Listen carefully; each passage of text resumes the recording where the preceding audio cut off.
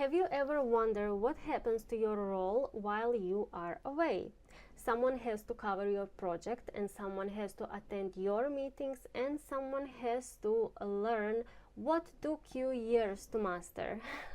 And when you come back, everyone expects the transition to be seamless. But is it? So in this video we are going to talk about some direct costs, indirect costs and emotional costs that happen when you go back for your maternity leave. So once when your labor day is very close and you are about to stop working, you don't want to think anymore about your company, about your tasks, about your meetings and projects. You want to leave that behind. And you want to focus on yourself, on your baby, on your family, and that's fully okay. But on the other side, life doesn't stop. Your colleagues have to continue performing. Your company has to continue working. So for them, there is just more work once you are off. Sometimes your tasks will be just delegated across the department, one or more, so there will not be need for hiring another person. But in other cases, there will be need of hiring contractors for maternity leave. Those costs are roughly 1.2 to 1.5 times the employee base salary globally. I'm talking about globally. So the key cost components are contractor day rates, recruitment and staffing agencies, and statutory overlap. So they typically have to calculate it at a higher premium to offset the lack of permanent company benefits. In some countries, contractors' hourly rate is often 25 to 40% higher than the equivalent employee's gross hourly cost. Just finding a temporary replacement talent often requires also some additional costs.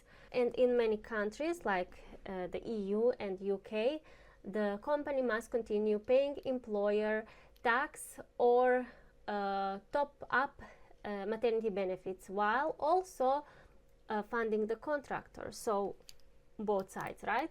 Once you're gone, or even before you're gone, the new person is coming to work, and that person has to go through the same trainings that you had in order to continue working everything what you do and completing your tasks timely. So the training also has its own costs.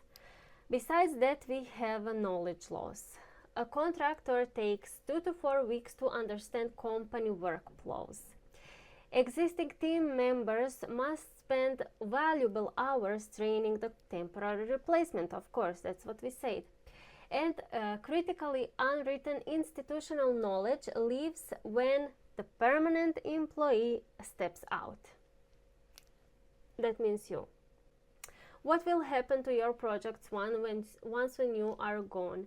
Will the new person be able to continue where you stopped? Well, I think, and in my experience, not really, because no one has your authority.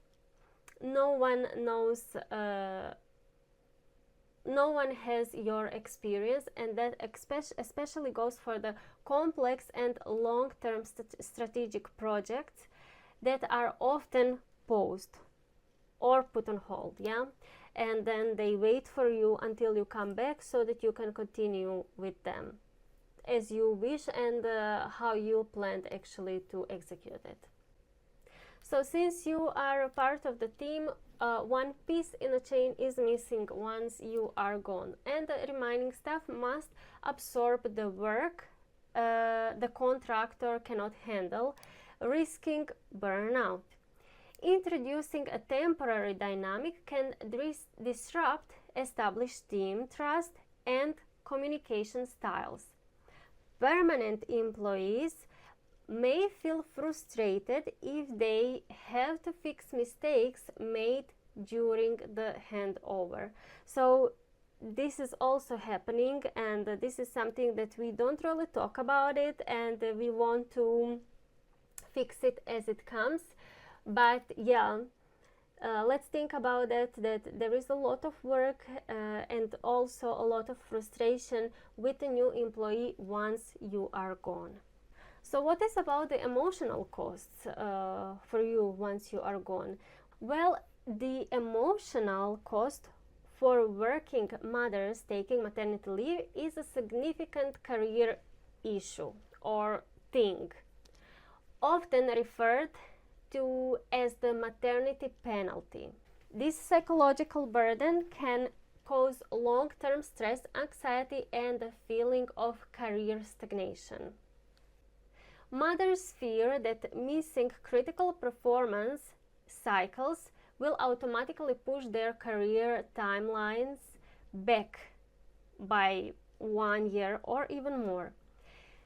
Many mothers fear that taking leave is perceived by leadership as a lack of ambition or career commitment.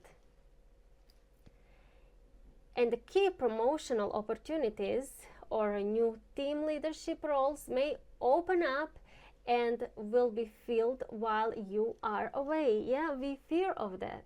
And this is something what is happening. So it's not like we are just thinking that in our head. This is really fact. The fact, yes. We are afraid that we will be forgotten. Mothers often worry that the team will realize that they can function perfectly fine without them, or that their replacement will outperform them.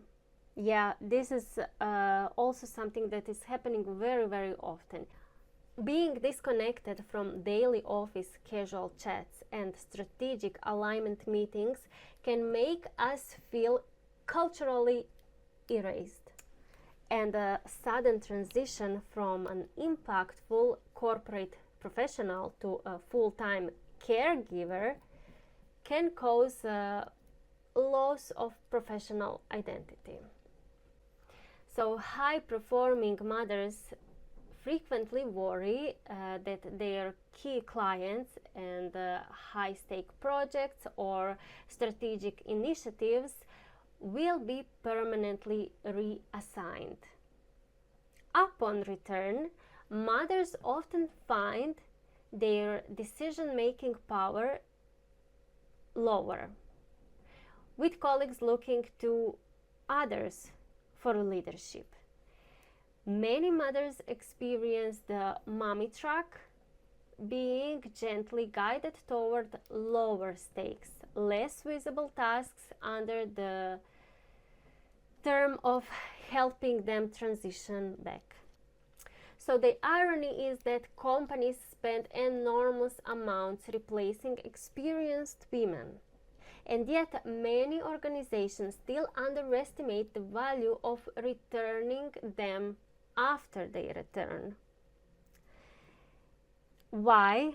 Because after that you can again have a burnout. It's not just about a maternity leave is stopping and then you are going back to work. It's about setting up the boundaries also, that we will see in the later videos. And it's not just about money after all. Many mothers don't fear being fired. They fear being replaceable. They fear of missing promotion. They fear of being forgotten, and they fear of losing influence. Those are real concerns for many, many corporate women.